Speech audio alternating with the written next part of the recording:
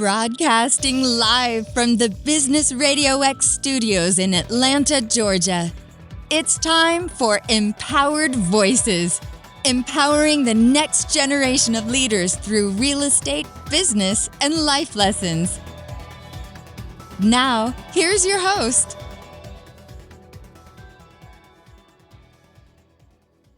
Good morning, good morning, good morning. This is your host, Olivia J on Business X Radio with all things real estate. Now, we are here with some fabulous industry leaders in the room that we're going to be introducing, and also they're going to be our co-host. Now, our biggest mission for all things real estate is that we want to touch on some really uncomfortable conversations, real conversations and ways how we can make a difference within our community and actually being able to make everyone's lives more profitable at the end of the day, right? Considering that we are in real estate. Now, I am a Georgia realtor. I am a former board director for the Georgia Association of Realtors, the Northeast Atlanta Metro Association of Realtors. I was the first vice president for the Women's Council of Realtors of Gwinnett. I also served on my city council on their development authority. So when it comes to community, I am very big on that. So having this opportunity to speak on a broader scale is going to be amazing. And I just want to go ahead and hand it off to you, Johnathan Crego. Would you be able to introduce yourself and tell us a little bit about your mission and why are we here?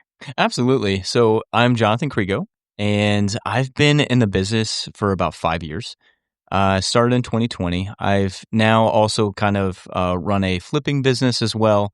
And I'm also a Georgia Association director. I've been one for 3 or 4 years. I sit on the NAMAR board. I've done that for about 3 or 4 years. I've done a lot in a little time, but I've always been very community focused. Ever since I was a police officer in DeKalb, I've always been very about the community. I'm a part of 2 different nonprofits, directors for both. That's just a big part of me. So I hope to bring a lot of that to the table, as well as like the flipping world and all that. And also what we do, when we work with buyers and sellers.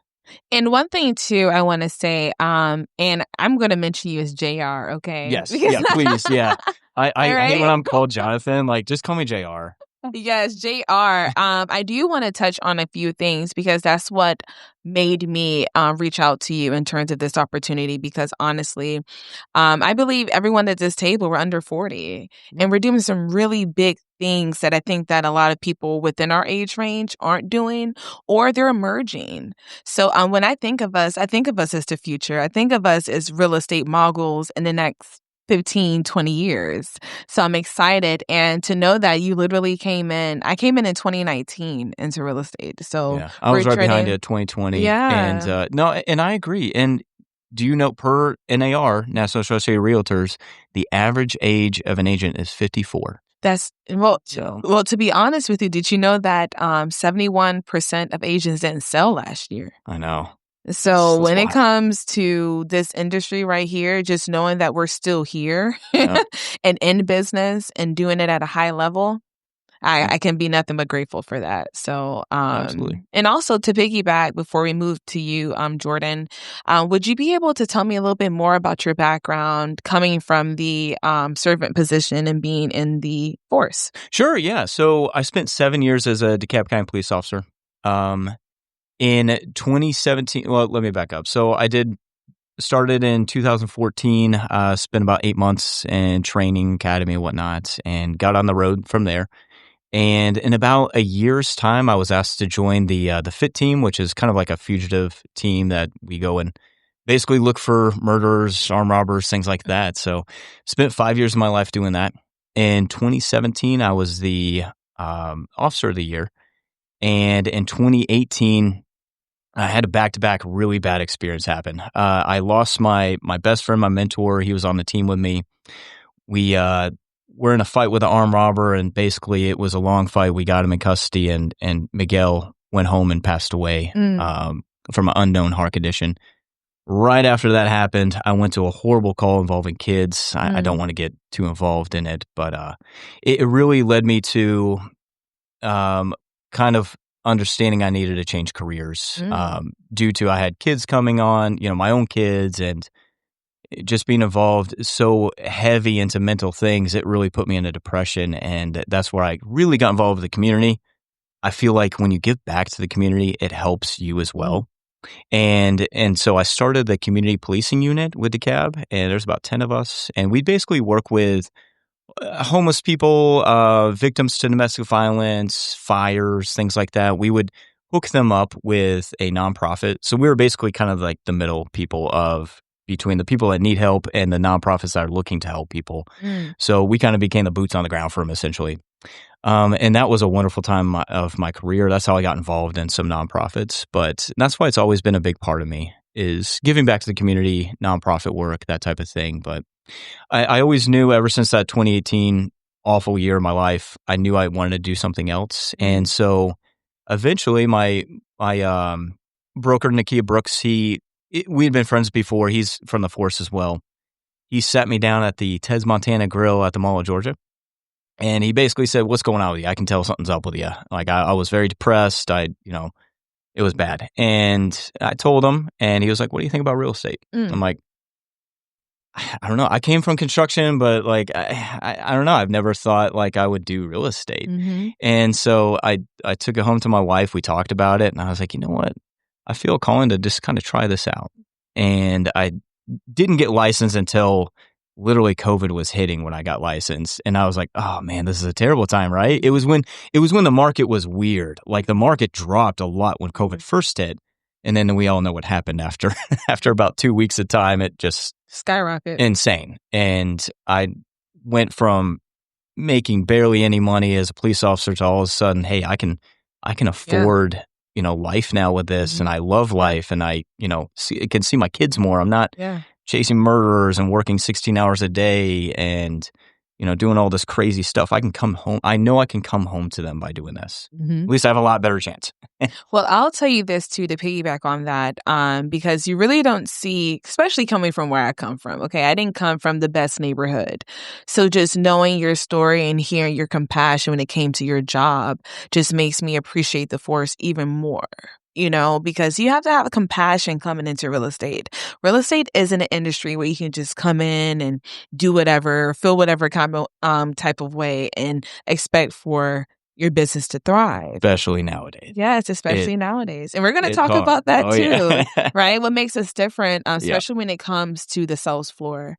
But I do want to mention this when it comes to when Nakia was speaking to you about, hey, like, what's going on? And he was like, hey, what about real estate? Yeah. I swear, situations like that, because my husband did that to me.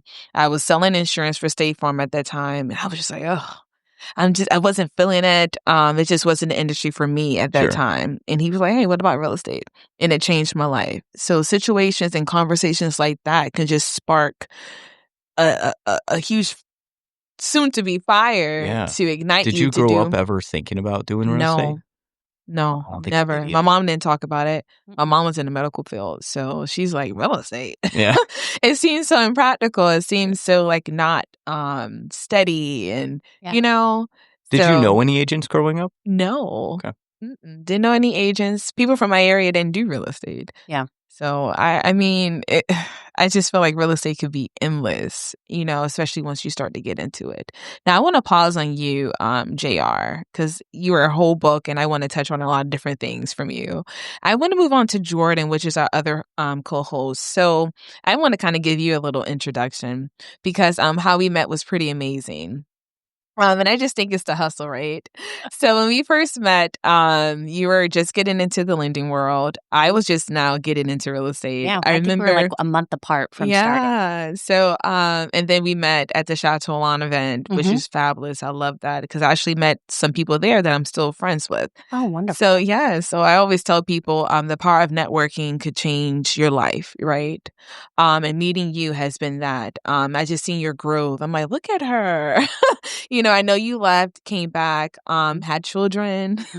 And I know we didn't talk about your babies too. Yes. How many do you have? 2, a 3 and 5-year-old. Oh, yeah, you're in the beginning too. So we're all new parents, which is amazing too. So go ahead and introduce yourself and tell us a little bit of how was that experience coming into the industry, traveling, coming back, having kids, and now landing us here. Yeah, I mean, I started in 2019 and nobody would use me, right? Like I was brand new. Yep. Nobody wanted to use this lender that was in her mid-20s that knew nothing about mortgages. And so I had to learn everything and anything I could about like credit repair, first-time home buyers, because those are the clients that I was given, like the people that they couldn't qualify through their like The hard ones. those hard ones. Yeah. But I learned so much and I grew so quickly. And then, as we all know, COVID hit. So that really forced me essentially to be at home and do nothing but learn and educate myself. And I'm so grateful for that time because without it, I wouldn't have like pushed myself into the career that I have now. And by doing that, I was able to help so many first-time homebuyers, with all these misconceptions of you need a 700 credit score, you need 20% down. And I love that. But I realized that I was just helping that one. Now, there's not like I love any person that I can help, but I was like, my voice can be used to help more people. Like, how can I make that happen? And so that's why I started doing social media because I was like, if I can help this one person and they're using this information, I can put it out there and hopefully help more individuals. And thankfully I did that because now I've been able to help thousands of people from the videos that I've posted and continue to post, which has been very just life-changing for my business. And I'm so grateful for the partners that I have and everyone I've been able to help. And yes, we did. We went, my husband and I went back to California for a brief period of time. And when we decided to come back to Georgia, we were like, you know what, we're going to get an RV. Let's talk about it. We're going to get an RV. And I don't know why this came into my head. And now that I look back at it and I'm out of the weeds, like I'm glad that we did it. But in the thick of it, I'm like, what are we thinking right now? Like, who are we? Because our first child just turned 1 and we were getting in an RV that looked like a tour bus. It was the craziest thing. Like my face was on it, but I taught financial literacy across the country. So So you were living in the... I was living with in your this 1-year-old? with my 1-year-old and my husband, and he was like the bee's knees. Like he was like the driver, the mechanic, the chef, the babysitter, the photographer, the videographer. Like he was like doing everything. So I appreciate him more than he knows. But yeah, we literally went from California down all through the southern states, down to Florida, up to New York, and then came through Ohio and back down. And I'm an ambassador with First Home IQ. So their mission is to give financial literacy to the next generation. So high schoolers, community colleges, anywhere we can get in to help bring any sort of financial literacy to that next generation. So that's really what I did across the country and helped agents as well with their business and growing it. So that was really a big undertaking. Let's talk about it. Yeah. With a baby. 1 year is right. old. Oh, yeah. On an RV. Yeah. And I can imagine, because my husband has so many hats. Listen, I drive this man insane. I know I do, but he holds it down, though. Yeah. He's really good. But just knowing that support and being able to take a risk and not really knowing where is this risk going to take me. I know I want to go up. Right. Because that's why you probably made the decision. Like, hey, I think this could change my career or whatever the case may be. And then to do it and to be in it. And you're like, oh, my gosh. OK, so I know I know this is my calling, whatever the case may be, because I've been in situations where it's just I'm here and we got to get through it. But then looking back, it's like, wow. I've never seen anyone do that. I think by the way, well, it was when I brought it to like my company and they're like, what? And I was like, just roll with it. Just trust me. Trust me. No, but you got to have that type of endurance. Yeah. But I think in our industry, like you for sure have to have a supportive partner or else like 100%. You can't like, oh, I got to go show this house at 7:00 on a Saturday. Like I have to do this open house. Like there's all of these things that our schedules, like, yes, we have the flexibility, but then there's also like midnight last night. I have my Texas buyer's agent who's like, we're going to win this if we can get these numbers to go through. And I'm like, all right, hold on. Give me a second. And I'm like, okay, you're good. Just go ahead. Here you go. Here's an updated letter. Like you have to have such a supportive partner in this or else it's hard.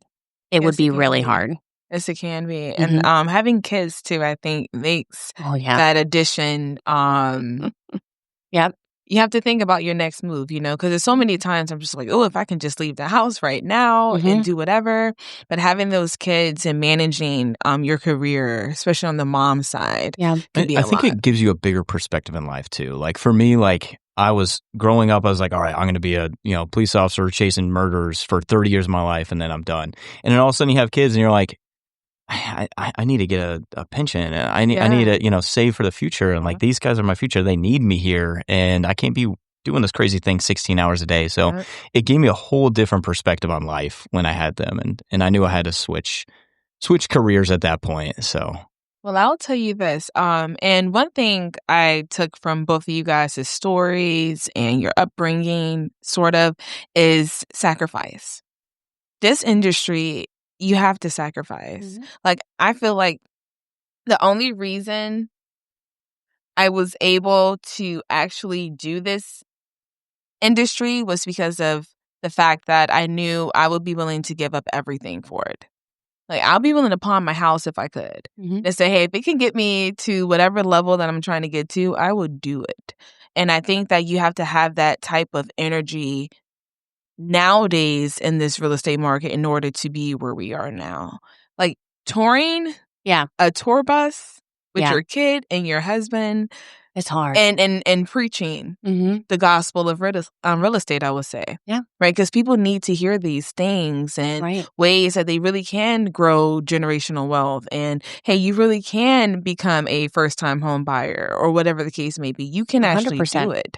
Yeah. And actually see it live in the flesh. That's Now, are you going to high schools and that's amazing. Talking about financial literacy and things like that? On the go. Yeah. I wish I would have had that. We never had anything like that.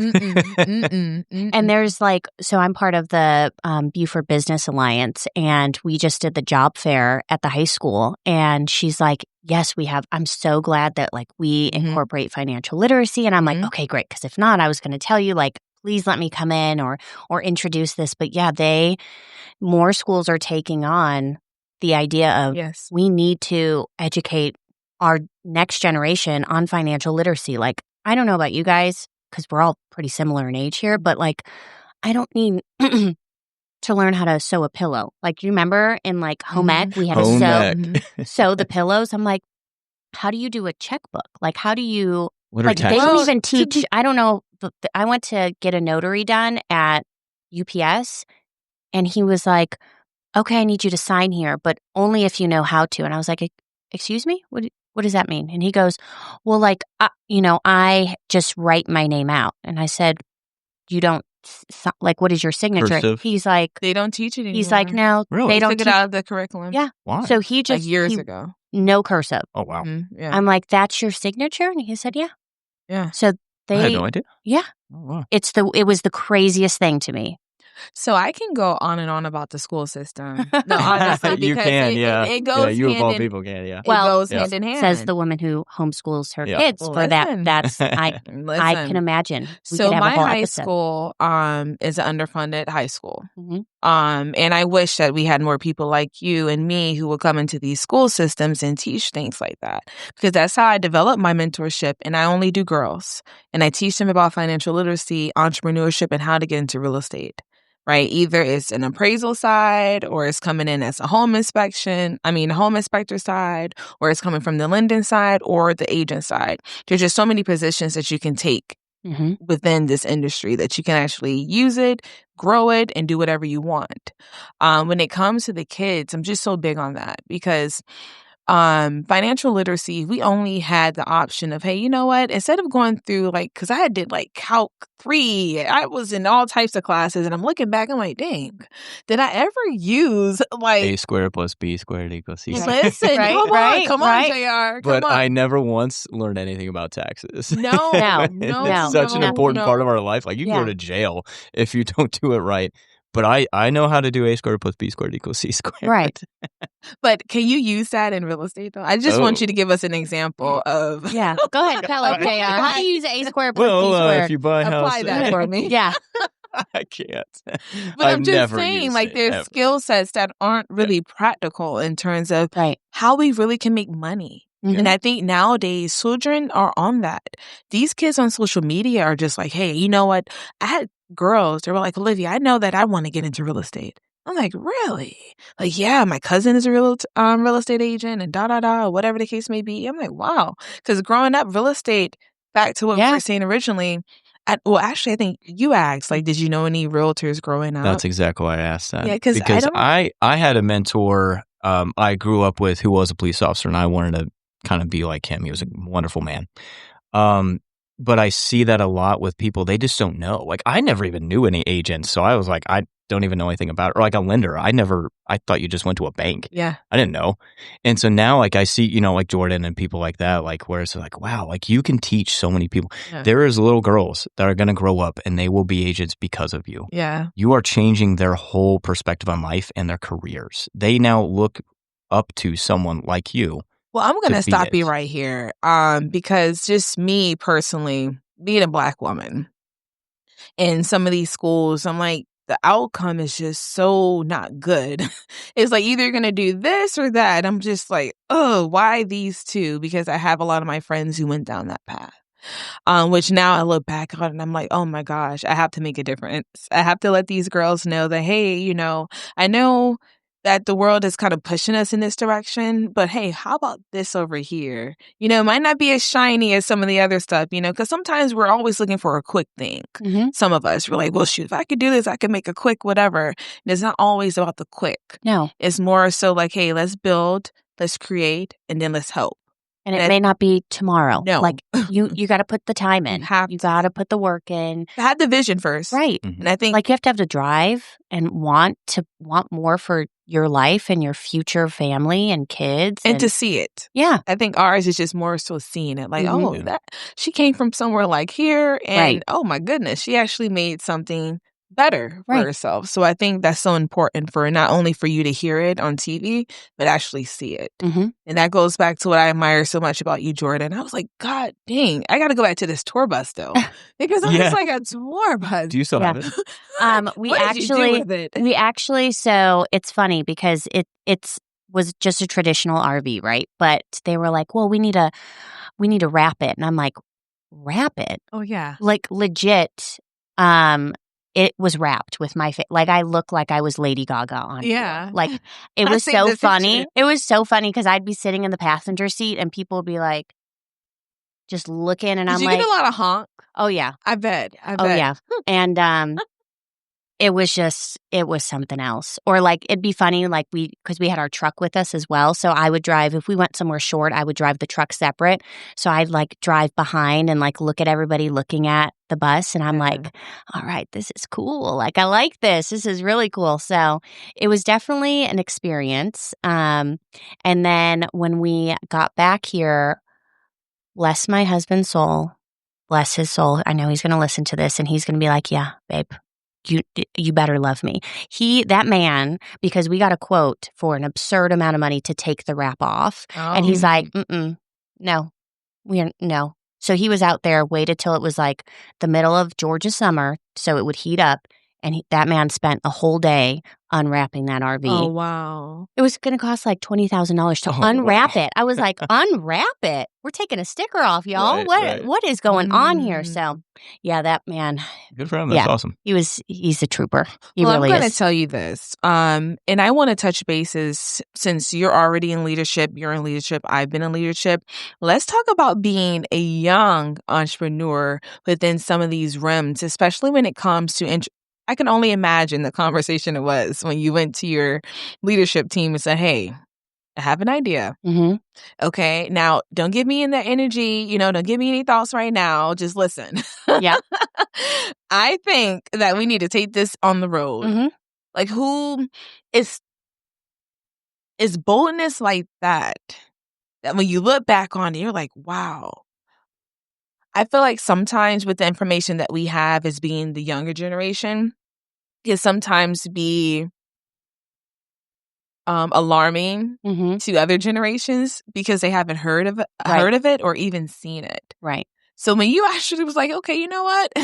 Well, I'm make this happen. I'm grateful because the company I work for, we have the first division for content creators. So like all of our, not the entire division, but a majority of our division creates content. So we help educate on social media. So we are the creator collective at NFM Lending. And so we already have that like drive and innovation of like, what else can we do to help people and be a little bit different?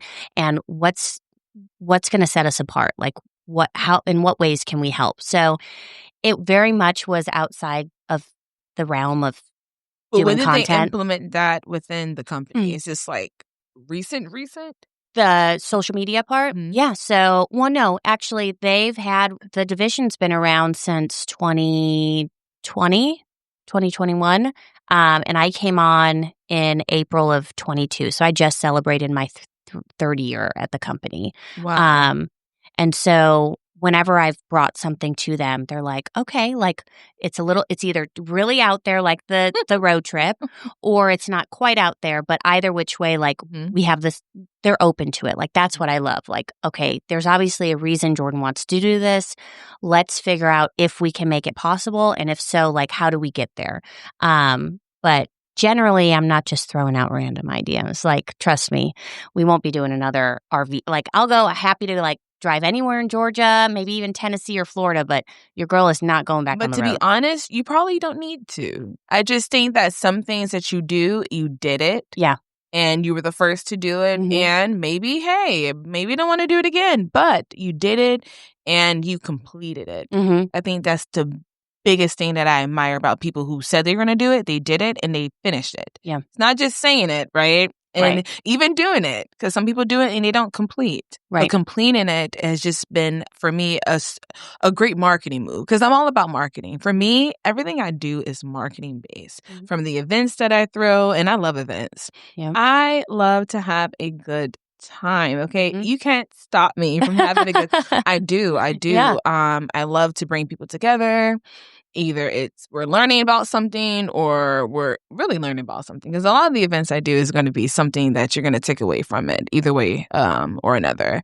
But I do want to lead into you, JR. So how's it been within the different leadership positions you've had that either very similar to Jordan's, where, hey, we're coming in as young entrepreneurs and is a situation where it's embracing, or did you have to break some barriers to kind of get your insight in? Yeah. Like, what is that? How's that been on your side?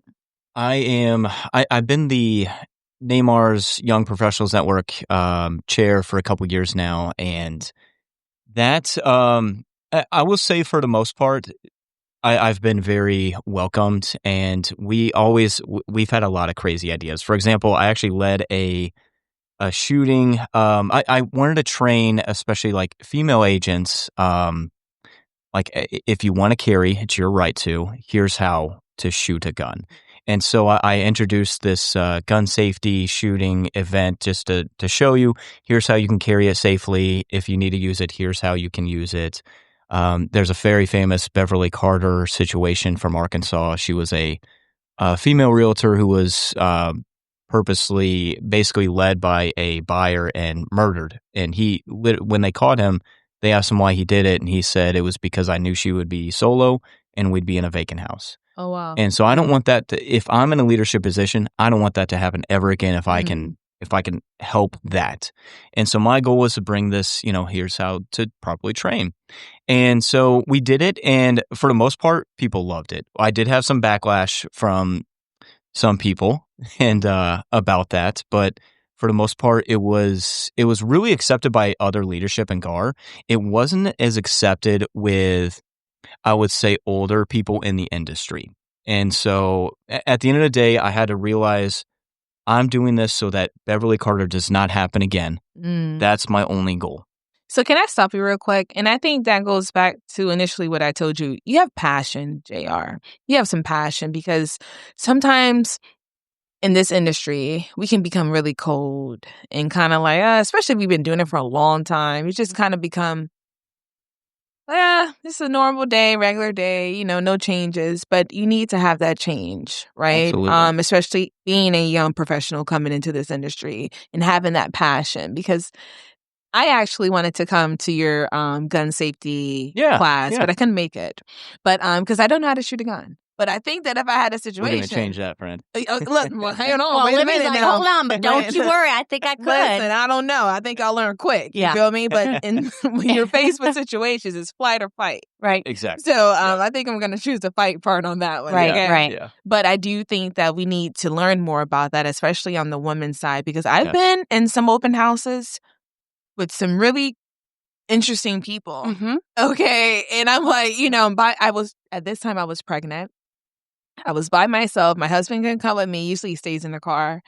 And I was there probably for like 2 hours. And this one guy, he stayed in there for like 30 minutes. And I'm like, hey, the house is only but so big. Right. And at that time I was a newer agent too. And I was pregnant. So I didn't really know how to tell him like, hey, let's wrap this up. Any feedback, leave your information and we'll get back with you type of thing. So I just let him linger and he was just really interesting. Right. But at that time at open houses, I will always stay near the door. I'm near the door, right? Mm-hmm. I'm not in the kitchen. I'm not in the living room. I'm somewhere where I can easily get out. Mm-hmm. So I knew that aspect of being, having realtor safety at the forefront. But honestly, learning how to use a firearm is just so important. And hopefully you never have to use it. Yeah, hopefully that's my goal. not. Is hopefully you don't. Yeah, hopefully not. But if you ever are in that situation, you're prepared. Even here in Cobb County area, there was 2 Carol Williams agents that were really arm robbed and I didn't hear about that. They were unalived. That is crazy. About a decade ago, right here in Cobb County. And so it happens a lot, unfortunately. And so that was one of my goals, is to just try to prevent that. Mm-hmm. God forbid if I had someone that it happened to that I knew that could have learned that like you, and that's why we're going to go to a range after this. Listen. Like, hey, babe, I need to go ahead and learn how to use a firearm right now. Yeah. But overall, I've really been accepted. I think after that, because that was a big success, we did have some great feedback from it. People are like, I've never shot a gun before. I've always been afraid. Now I feel confident at least to carry one. And that was our goal. So after that, I've done a lot of other kind of crazy ideas that, for the most part, I would say leadership at Neymar and GAR have been great about it. But I do think that coming in after the pandemic, like kind of we all did, companies are more acceptive to know that, hey, social media is a huge part of branding and relaying information. Yep. So I do think that in terms of when we came into the industry, it was kind of cool because they were already shifting. Yeah. So now we can just enhance that shift that's already happening anyway. Right. So I do think from both situations, social media is everything. Social media is everything. 100%. You have to have social media to be successful in this industry. I don't see how you're not, unless you're working maybe for like HUD or something, but where you're given leads. There's no way, if you're working your sphere of influence, there's no way you can't be So let's successful. talk about it though. So with social media, how do you think that it changed your business personally when it comes to sales, and even when it just comes to being innovative, because I can go on and on about social media. Oh, yeah. And how it changed my career. I think you both can. Yeah. You both are better at it than I am, so. But to be honest with you, you still have a presence, JR. It's one thing to not have a presence and then kind of sort of post. Not having a presence is just, for real estate in 2025, I don't think that it's going to be efficient. Right. In the next half a decade, I would say. 100%. So you need to have at least a page and some presence, right? I know you post a lot about your family and things like that, which I love. But ultimately, can you tell me a little bit within the last 2 years, how do you think that social media has affected you? Well, I mean, for me personally, I've now amassed a little over 300,000 followers. So that's completely changed my business. And I am grateful that I work with a company that we cover essentially all of the U.S. except for New York. So that has really also helped with my business. But the fact that I can reach a lot of first-time homebuyers and educate them, it's interesting because everyone does social media a little bit different, but my content is geared towards primarily that next generation homebuyer. And so when that happens, and I have clients that come to me that have followed me for years, which I think is also crazy that I've never met these people. And they're like, I am only using you. Like, I have watched you for 3 years and you are the only person I trust. Yet they've never met me and they live out in Texas. Yeah. And I'm like, okay, great. Then they don't have an agent because they know you have to get your finances in order first. And now I have an opportunity to turn the tables because y'all know that traditionally the agent finds. Now I get to turn the table and be like, how do I build these partnerships with agents? Like, make it to where it's a two-way street. And so now I'm so grateful to be able to have built these partnerships all across the U.S. with agents that, I don't get to sit in a room with every day. So I have to find. You can touch. Right. But I have to find other ways that I can touch them and help build that relationship. So I would say from social media, about 70% of my business is from social media and what it has done and like given me opportunities. And I always tell people, think of social media as your brand. Like, we are building a brand, right? Sure. So you think of Nike. It's a white background with a black swoosh, right? Like, that is how Nike started off. Yes, maybe like you go and buy a pair of socks and they're pink but traditionally it's a white background with a black swoosh. You know that because Nike made their brand that way. So when you are going out there and you're making your social media pages, you need to build you. Like, don't just post these houses because the houses are not going to open the doors to these other. It's you. Well, I'm gonna chime in on that because on the real estate side, we are infamous for posting these houses. Yeah, and I'm like, great, you post the house, but it is you. Yes. Like, Olivia is selling Olivia is the brand. JR is the brand. Jordan, like, we are the brand. We're the person that they want to talk to and they want to hear from. And if we are not authentic on social media and then we go and meet them and it's complete opposite, they're like, who is this person that I just asked to, like, I just trusted to sell me a house or I trusted with my finances. Like, that is not who I thought they were. So building your brand on social media, you have to show your face. If you are a real estate agent listening to this, you have to show your face. I know it's really hard, but you have to show your face. Also, it has to be in moderation too, because I'm going to be honest with you. I love to talk. I love to talk. I love to educate. And I think that's one of the things that got me into the industry and set me apart. When I first came in, the only thing I was doing and that I was focused on was open houses. That's all I did. I killed open houses. I would do like 4 to 6 per weekend. I will set up my tripod camera. Yeah, I will set up and you can go on my Instagram and scroll all the way down and you'll see that's all I did. Posting every open house I would get. I will do a run through of the neighborhood. And I would have like content for each day leading to my open house. So you're talking about I had weeks. I was posting every day. I remember. Girl. And I had my tripod and I would have my little spill about the house and the neighborhood. Then I go through the house and do my little suit jacket. Listen. I remember that red suit jacket. And no one was at the open house. It was just me. And I'm like, hey, we had a great time. Yeah, this was wonderful. Out the door, a line. Yeah, it was a line down the street. We had neighbors coming in and out. Everybody ate my food. Yeah. No one eats the food. Listen, At least mine. No one eats my food. And I had to learn, right? Because there's levels to this thing, right? When you first come in, I had a charcuterie board. I had wine. Yeah. No one touched it. Yeah. At the end of the day, when I would say I stopped doing open houses like maybe going on 2 years ago. I just brought little candy bags and some waters, and people took those candy bags all day, right? I just think that it was so much more efficient. But going back to the beginning, I feel as though between 2019 or maybe 2020 to 2023, I was known as like the open house queen.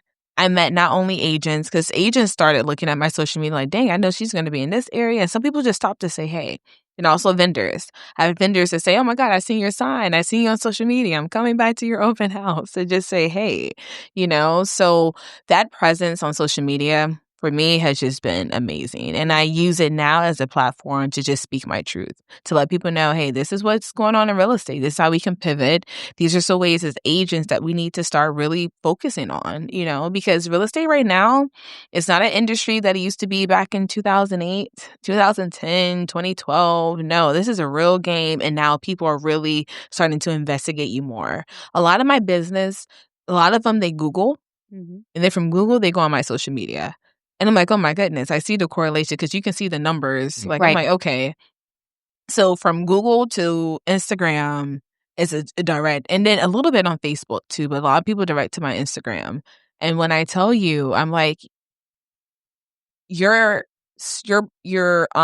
page is like your portfolio now.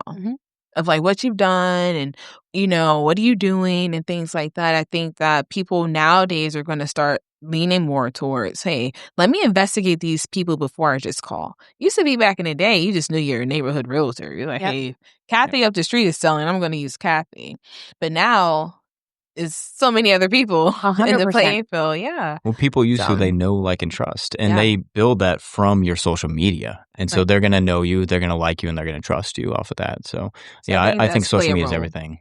So this is my next thing here, which is a hot topic. What are some ways how people can really be utilizing real estate if home buying isn't an option? Can we talk about some investments here? Because I think Atlanta is the hot spot for investments. And I would say it's the number one right now. Number one. And honestly, I think we are the new New York and the new LA. I agree. Yeah, this is it. I feel like Atlanta is it. The last 6 houses I've sold, minus one. So last 5 out of 6 houses I've sold has all been from people from California or New York. I could believe it. They have the money. They have the capital. And that's, Yeah, I mean. that is a big thing. Yeah. That is a huge thing. They sell their 1-bedroom, 800 square foot condo for $8 million in LA and then move here and they outbid us, Georgia. Come on. A lot. And I think a lot of my people, I have a house coming up on the market where we're in a situation like that, where I think they overbid a little bit.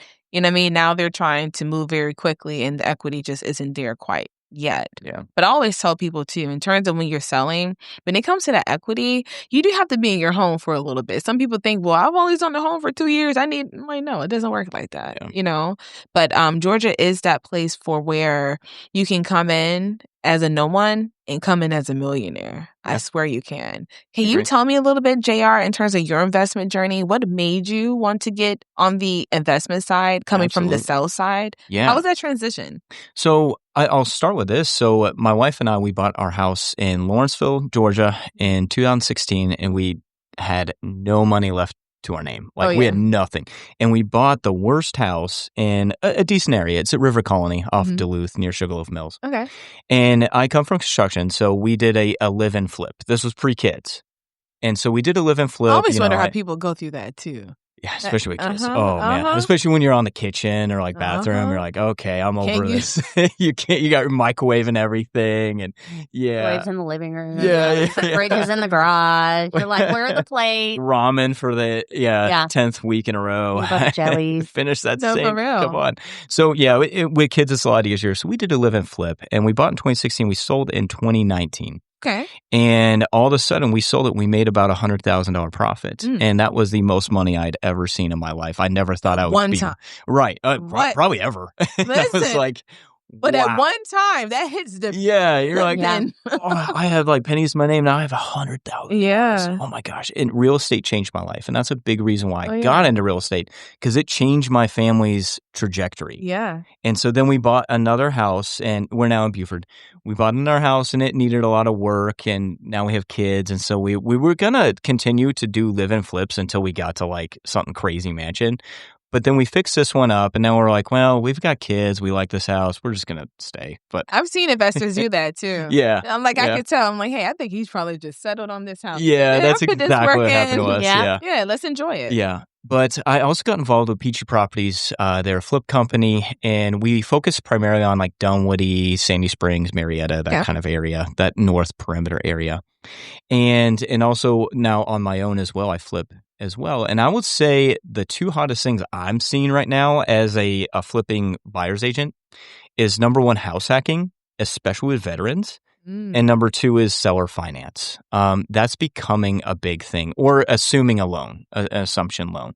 So 2 years ago, I started seeing loan assumptions back on the market. Yeah. And I had one of my clients almost get to the finish line, but when he looked at like the final terms, he was like, oh, heck no.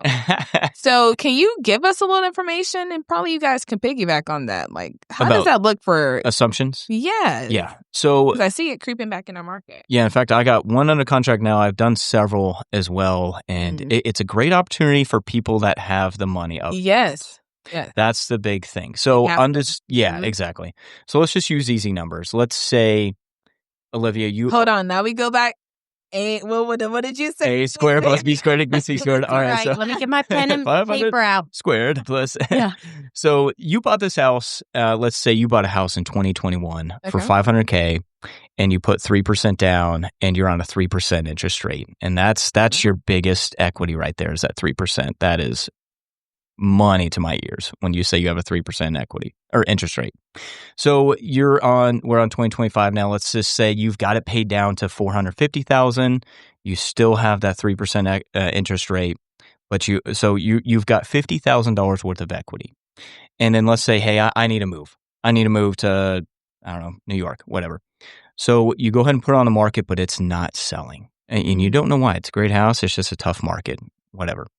And so you go ahead and you confirm with your lender. That's the biggest thing. Confirm with your lender. Your loan can be an assumable loan. So quick question. How often do we see that the loan could be assumable? Government loans. Yeah. Government loans. VA, FHA, USDA. Yeah. Are always going to be. I mean, I've never not seen one assumable. Yeah. Like when we're doing our disclosures, it always will say assumable. So I've never had one as a government loan. Gotcha. I'm trying to even think of like my down payment assistance ones. I don't even think about that. But conventional is where you probably don't. Some conventional, but not all. It's hard to get an assumable conventional loan. Yeah. So that's the hard part because FHA, you're going to have mortgage insurance. Yep. USDA, you have mortgage insurance. VA, you don't. But hey, I'll take mortgage insurance all day because my house that I still have at a 2.6% rate, I will keep that mortgage insurance for the entire 30 years of my life. But that loan. interest rate, man, even 100%. when we bought in 2018, ours is like the average is 4.75. But looking at it now, I'm like, that's okay. But yeah, that's the kicker. Like you have to get somebody who will allow you to assume the loan. So you got to confirm. Yeah, you got to confirm it's assumable loan. And then so you're going to go ahead and realtors need to look more into this because we need to start marketing this more. I have buyers right now that want to. We just can't find anything that either one, the realtor or whoever doesn't know it exists. Number two, it is kind of hard. It's a harder process than a normal loan. I went through it. It's definitely harder. I did one up in Blairsville. It took 6 months.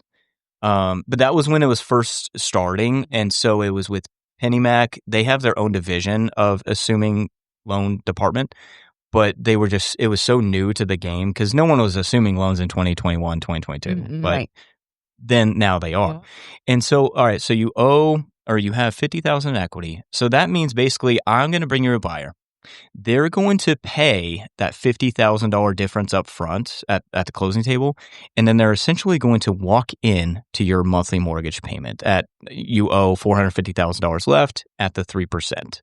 And so that's dropping their monthly payments just an absurd amount, because they're now going from 6-7%, whatever interest rates are today. It's fluctuating like crazy right now, but they're going from this, whatever it is, to a 2.6 or a 3, and that payment is just amazing. And so we're seeing that more and more. Not a lot of people seem to know about it, so I kind of want to get the word out about that. But also, I'm seeing a lot of house hacking, or a lot of people that want to house hack. Or wanting to. Yep, that's a big thing, especially with VA veterans. I don't know why, I see it all the time with veterans, and I think it's a wonderful thing. But yeah, I'm seeing those two things a lot. I think that the way that our economy is going, people are becoming more creative again. Mm-hmm. And I think that is it now.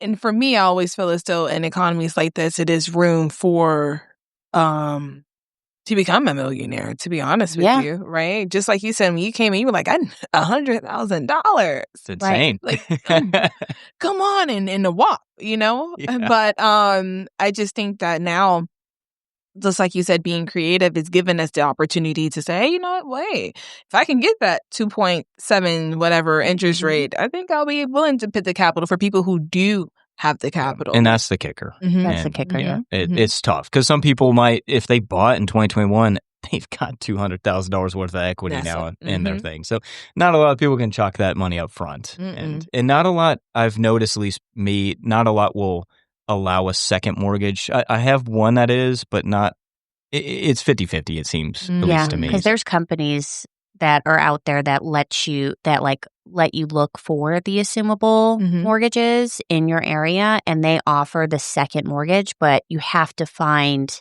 the company that you're assuming the loan that will allow you to now carry the second mortgage, as opposed to you bringing the capital up front. Okay. So Divvy Homes offered my client that. Divvy and Romley, is that the other one? I don't know. There's another. No. Rome, I think. Yeah, we might be wrong, but I think you're right. Well, I'll tell you about Divvy. But I know that there's another one. Divvy, I went through their program with my client I was telling you about 2 years ago. And we were like the first ones they did it on. So I was talking to like the execs at Divvy. They were like, okay, Olivia, so we're going to try this on your client. But he ended up just buying himself, because the numbers, he was just, well, dang, if I'm going through that program, I might as well just buy. Yeah. Well, because the interest rate is quite high, is my understanding, on the second mortgage. So even though it was, I mean, if you're very taking high, let's say $450,000 out for the first one at 2 point whatever percent, but then your second mortgage is at, let's say, $200,000 at, I don't know, let's say they're 8 or 9%. Like, it's kind of like now your average, now your average rate, it's like, it makes sense. What does it look like? Are you taking? It didn't make sense, right? Yeah. So I think with any of, we know this with real estate, it depends on the client. How long are they going to be there? What are they hoping for? What does it look like? So, I mean, it's worth exploring all of your options and having like an educated real estate agent, an educated lender that looks out for your best interest and make sure that you understand the options that are available and what's going to make the most sense for you, because the shoe doesn't fit everybody the very same. True. Yep. Very true. Very true. And that's one thing that my client was kind of exploring between the two.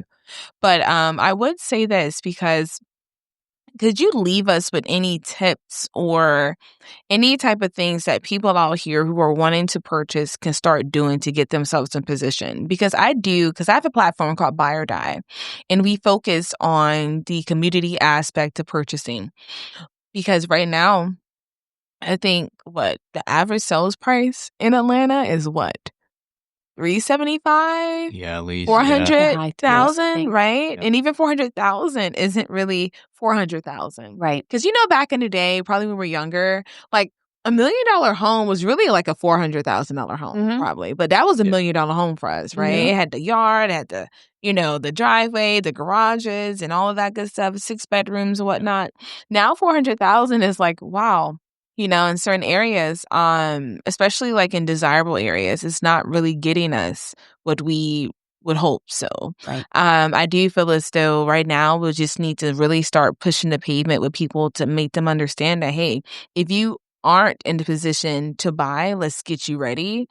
Because some of us are going to be like forever renters. And that's a sad reality that I think a lot of us aren't facing, because I'm like, goodness gracious, you're going to be in a position where some people like New York and LA, where they could bought like 70s, 80s, and now you can't even buy a 1-bedroom condo for less than $1 million, depending on where you're at. Easy. Yeah. So I feel like Atlanta is such a sweet state because there's so much opportunity, but it's going to pass a lot of people by. Yeah. And they could have been sitting on, like my cousin, he has a property in Brooklyn. His house, it's a little shack, little houses, but the thing is like $7 million. And I'm sitting here like, he's a police officer too. Nice. And he refuses to sell. I'm like, police officer was a $7 million house. That's he had it for so long though. No, Yeah. he had it for so long. He's been in the family for so long. Good for him. Right. But it's a situation where we're That's awesome.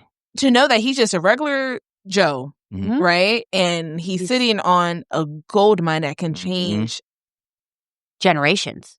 Exactly. Right. Yeah. But people need to understand that, hey, if you have the opportunity, it needs to be like soon. Right. Yeah. Because it's going to pass us by. I promise. I'm telling people now. Like, I can see now, because my house in Loganville, bought it for $200,000. Now it's almost $500,000. And that's without the renovations we've done and everything we put into the home. Mm-hmm. And I'm like, goodness gracious, $500,000. Yeah. Coming into the industry, coming into homeownership, I don't think I would have wanted to buy a $500,000 house as a first-time home buyer. Right. But looking at the house, I'm like, goodness gracious, this was my first time home buyer house. And just knowing that what you could have gotten then versus now, and what you're going to get now versus later, it's a no-brainer for me. So what can you say about that in terms of educating people that, hey, the time is dwindling, here in Atlanta at least? Yeah.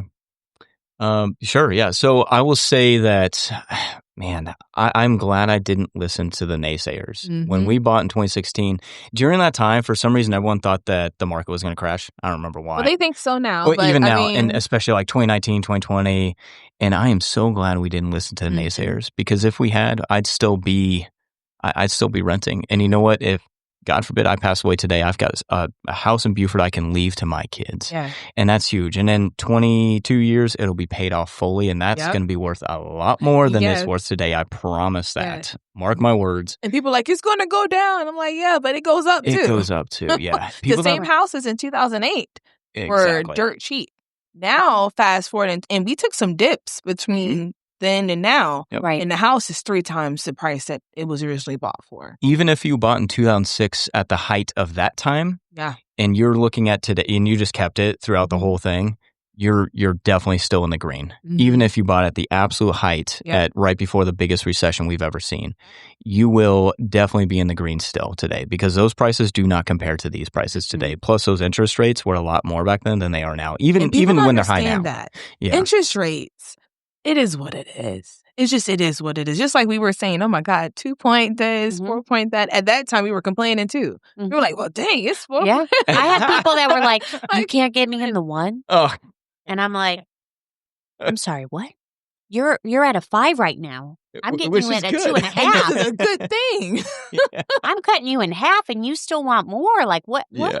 Yeah. But I'm telling you, I think just people's perspectives, I think, needs to start changing. Like you said, you didn't listen to the naysayers. Yeah. You were like, shoot, this is a power move for my family. Exactly. Right? Even though at that time it may not have seemed like a power move because you came in broke, which I did too. Me and my husband, man, we were so broke.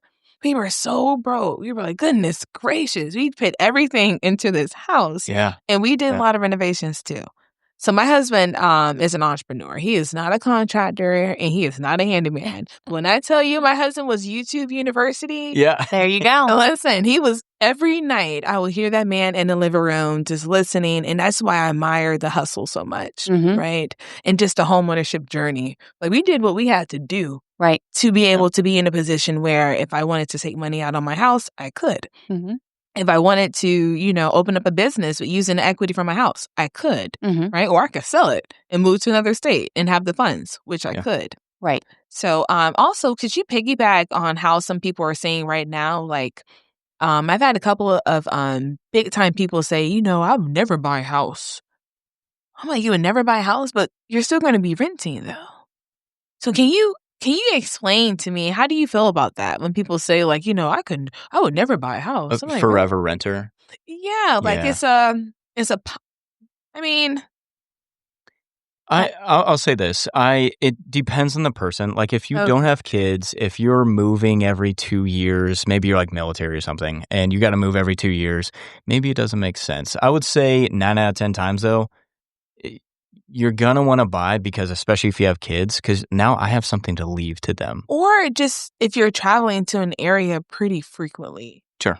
I'm like, if you're gonna be in that area like 6 times out the year, 8 times out the year, you might as well just buy. Yeah. For me, I feel as though then maybe rent it out for the days that you aren't there. You can be creative nowadays. Right. With temporary housing. Yeah. I have 2 thoughts on that. So the first one is, there was an article that I saw recently that said the average person will pay $330,000 in rent before they purchase their first home. I can see that. That's insane. I can see that. Yeah, it's insane. And they have nothing to show for it. They have nothing to show for it, right? But those are the people like, you know what? Wait a minute, don't buy it. That's the worst decision. But I'm like, for people like me, I'm like, hold on, wait. Okay, for people like me, a lot of people I know, they're renting. Mm-hmm. Their parents rented, their grandparents rented. I'm like, okay. So for people like that, which is a lot of people like, hey, no one really bought, we're just renting, like stayed in apartments, may stay in houses, they rented. But purchasing a home, I'm like, that just sets the pedestal for so much more. Well, you also have to consider, like JR was saying, like it may not work for everybody, but to piggyback on that, I had a client who lived in LA. Her rent was $2,000 a month. She had been at this place for a long time. She wasn't necessarily grandfathered in fully, because it was a newer build, but she had been there long enough, like, and knew the people that she was somewhat grandfathered in. So for her to stay in the same type of living would change her monthly housing expense by more than double. So in that situation, I understand. However, what I did tell her was, I said, why don't we buy an investment property? Because you have for how much you make compared to how much you pay per month, you've been saving so much up that you have the 20% down. So what we did instead was, she bought an investment property in Northern California in more of a vacation. It was going to be a short-term rental. And so that's what we did instead. So instead of her buying her primary, so in this situation, she bought she rented where she wanted to live. Because I can understand, as a younger individual, maybe you don't want to live in the suburbs where it's more affordable. Yeah. So instead, she purchased an investment property, and then she got income from that every month. And so she's growing that. Somebody else is paying for it. So yes, she is renting because she wants to live in that area. And I understand it. So in that situation, I can understand. But there's fine lines between all of that. Right. 100%. Just like I will give, for example, here in Georgia, Gwinnett County, I have a lot of people who want to live in Gwinnett County but may not be able to really afford Gwinnett County. They can rent, right? Mm-hmm. Which is fine. You can rent taxes. Those taxes compared to Long County. Well, compared to Long County, I mean, it can. Barrow, yeah. It could be very, I would say, what's the word I'm looking for? Discouraging for some people. 100%. But for me, I just don't like the narrative of like, I would never buy. It's like, well, Well, never say never. Like, what can we, I just don't like the way people put it out there, and now people are listening to that. Right. Like, it's people that I'm like, no, homie, you need to buy. Yeah. Like, I don't know any other situation where you're going to be able to come up with money like that. Like, it's people that I know that they're working their 9 to 5. They've been at their 9 to 5 for years. And I'm like, you're not going to make any more than probably what you're going to be making now, if not less. So for people like you, which is a lot of Americans, you probably need to go ahead and get a house. Mm-hmm. That's the best thing that you can do to put yourself in a position that you can take, that can grow with you. Right. Without having to do anything extracurricular, right? Because we always need somewhere to stay. Yeah, you always need a place to live. Always. So why not? So for me, I'm more of the practical side. Like, okay, you got those people, younger ones who come in just want to be in the area for work reasons or personal life reasons, whatever the case may be, which I expect that.